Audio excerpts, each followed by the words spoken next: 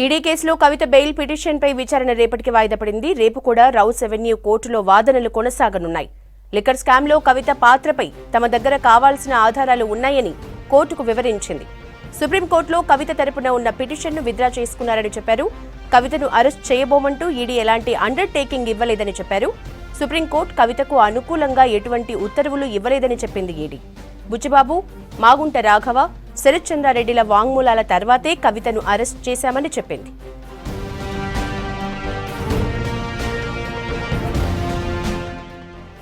మద్యం పాలసీలో మద్యం వ్యాపారులకు లాభం కలిగేలా నిబంధనలు చేర్చారని కోర్టుకు వివరించింది ఈడీ.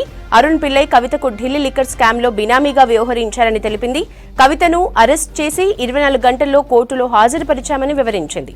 ఇండో స్పిరిట్ సంస్థలో కవితకు 32.5% వాటా ఉందన్న ఈడీ కవిత తరపున ప్రతినిధిగా మాత్రమే పిల్లై వ్యవహరించారని ప్రకటించింది.